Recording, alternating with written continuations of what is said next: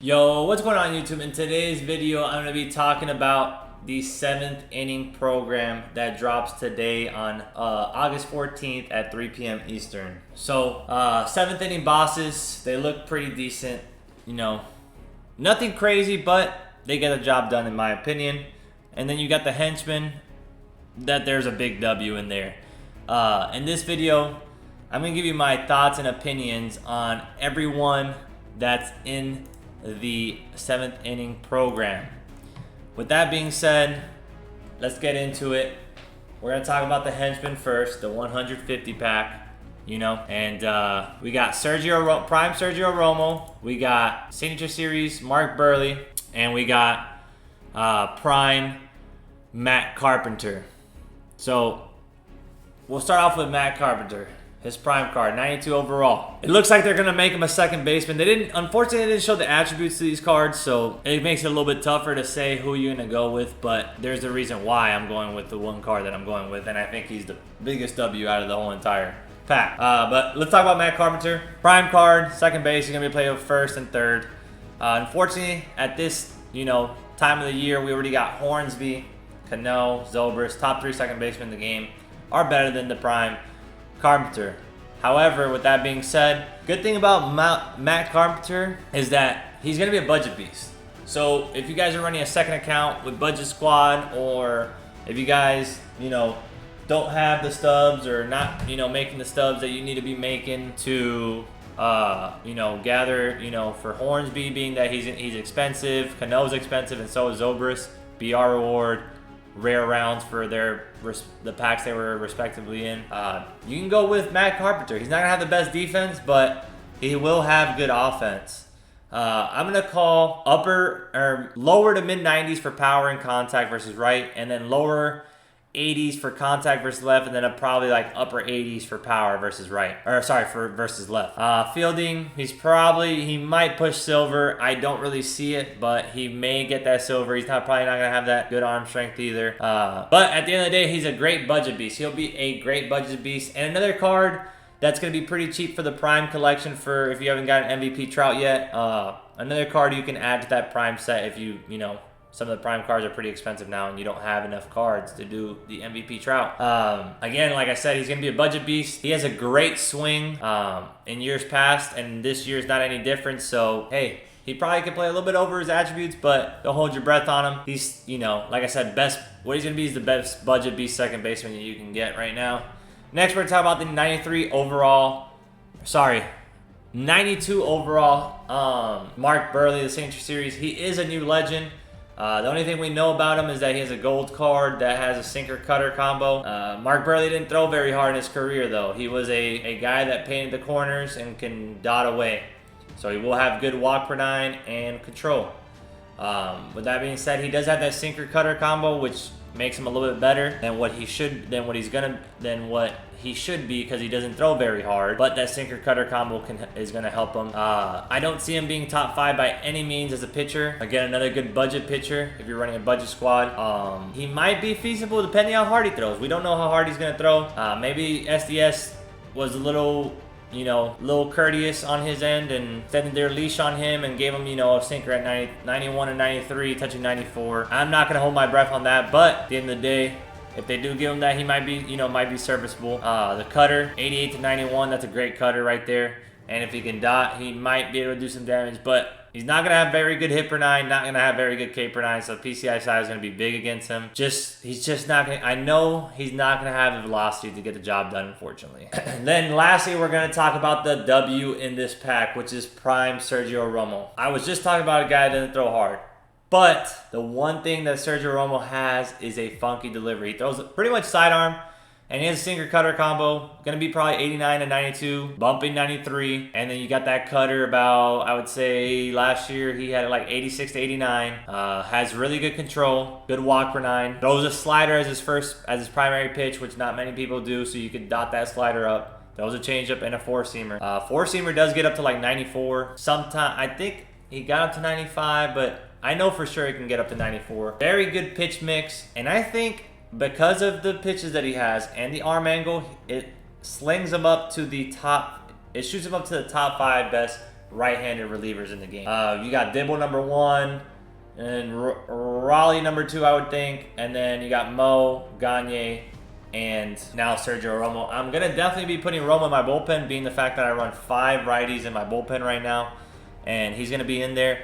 He's a great guy to have, a finesse guy to have in your pen that you can maybe use right before Dibble to throw people off. You know, you got that sinker coming in 89, 92, and you know, he's gonna throw people off. And you bring Dibble at 102, you're like, what the hell? I just saw 89, 92. You know what I mean?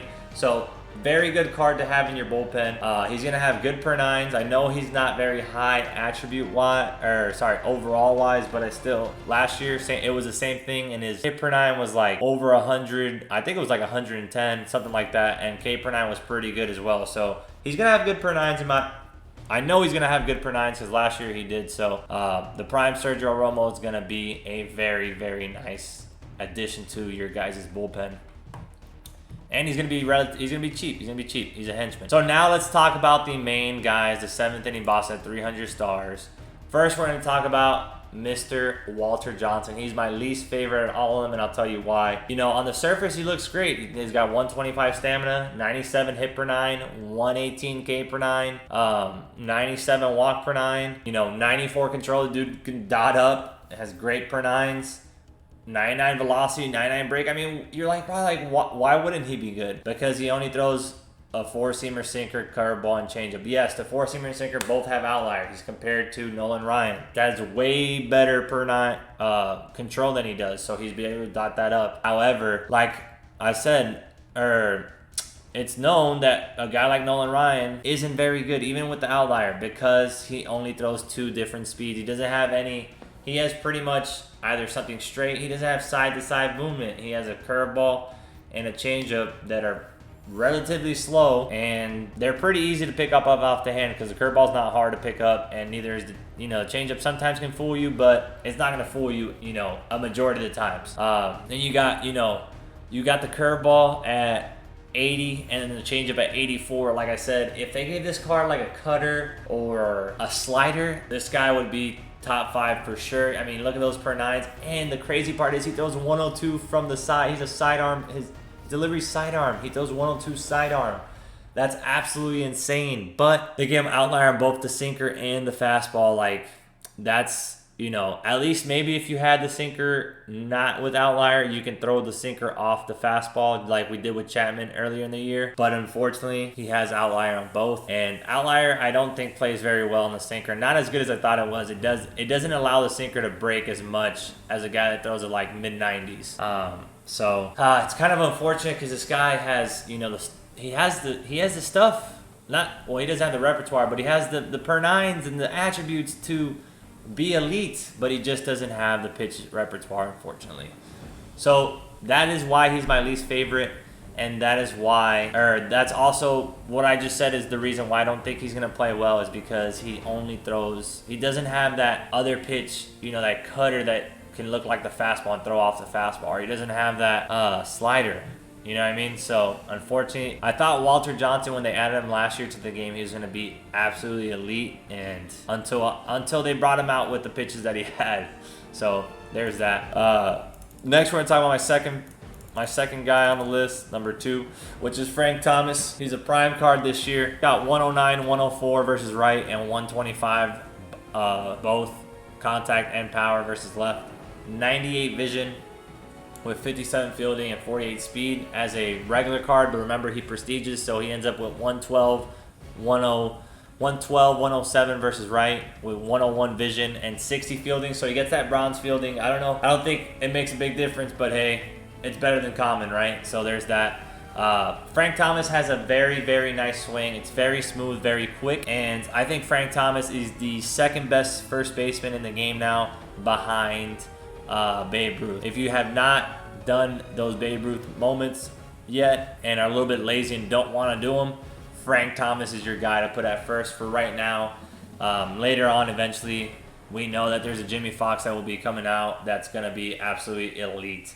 But we're not going to talk about him because he's not out yet. So Frank Thomas is your guy to put at first base if you have not done those those Babe Ruth moments yet. And hey, you can even put him at first and move, if you have done those moments and you like Frank Thomas's swing, you can even put him at first and put Babe in the outfield. Babe does have that 84 arm strength this year, which is the highest he's ever gotten. Yeah, his fielding isn't the best, but hey, he has decent arm strength at least.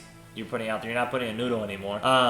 But like I said, Frank Thomas is the best second baseman best first baseman, second best first baseman in my opinion now in the game. Yes, I do think he's better than Stan Musial. Then lastly, we're gonna talk about my favorite card and the card that I think is gonna be very, very good. And a lot of people are disappointed in him and are slandering him. And I'm here to tell you, I do not want any more MVP Bryce Harper slander.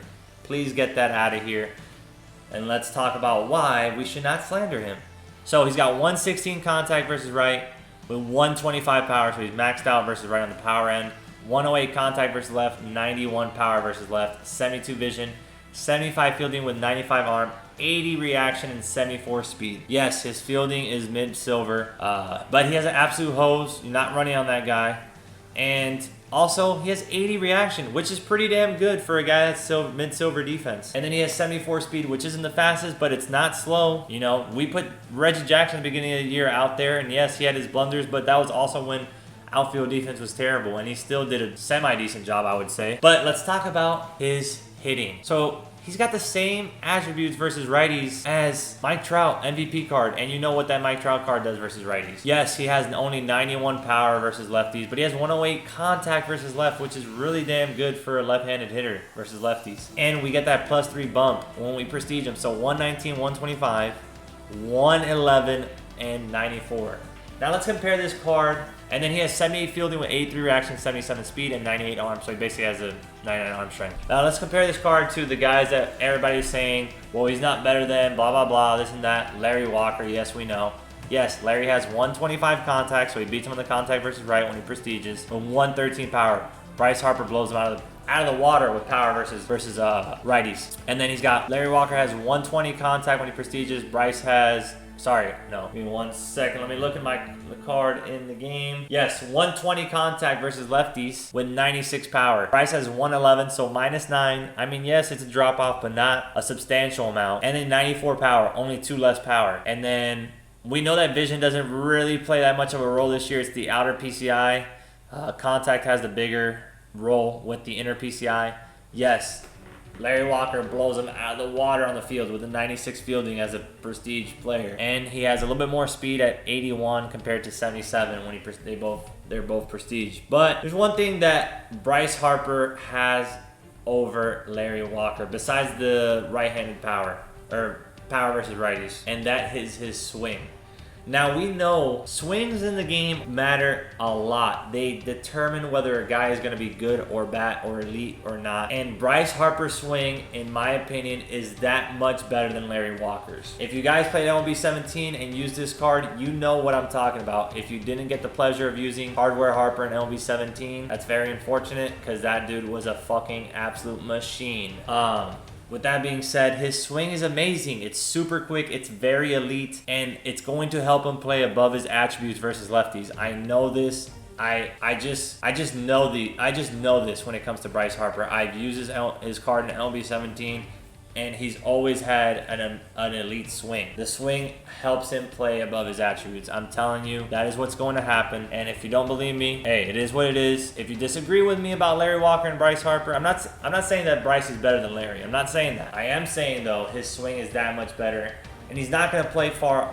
You know, I don't think he's going to play worse than Larry Walker does. I really don't. I think he's going to play right there with Larry. Remember, he has 125 power versus right, 119 contact. Right-handed pitchers, you have a lot better right-handed pitchers in the game than you do left-handed pitchers at the moment. And I think he's going to play just fine versus lefties. He's going to be able to catch up to those pitches and hit absolute dongs. I'm telling you, you know, it's only 2 less power. Yes, the contact is a little bit less, but hey, if you're worried about the fielding, I can understand it. You're losing, you know, diamond defense compared to silver, but I promise you that swing is going to play amazing. And with that being said, I'm choosing Bryce Harper, and I'm going to be playing him in right field over Larry Walker for some time. I'm going to give Harper some run because I'm very excited that they finally gave an MVP Harper like it was in MLB 17, and I've been waiting for that, and I'm just gonna use him because I love them in 17, and I know I'm almost 100% positive I will love him this year as well. So that's who I'm gonna be using or picking, and he's going to be in my lineup for sure. But anyways, guys, I hope you guys enjoyed the video. I hope this video helps you on choosing the boss for the 7th inning and the henchman for the 7th inning. If you guys disagree with what I said, go ahead and leave in the comment section below. We can talk about it. But those are my thoughts. We can agree to disagree. It's fine. Anyways, guys, I hope you guys enjoyed the video. And make sure you hit the subscribe button if you haven't already. Turn those notifications on. Leave a like on the video. If you have any questions, leave them in the comment section below. I'll try to answer them as quickly as possible. Also, if you haven't checked me out on Twitch yet, make sure you check out my Twitch channel. The link to my Twitch is going to be in the description below. Also, if you haven't checked out my merchandise, make sure you do. We got hoodies, t-shirts, and long sleeves. The link to my Teespring store is going to be in the description below. So make sure you check it out and go copy something. Go copy something nice. But anyways, guys, again, hope you guys enjoyed it. I hope this helps you out a lot, and I'll catch you in the next video. Peace.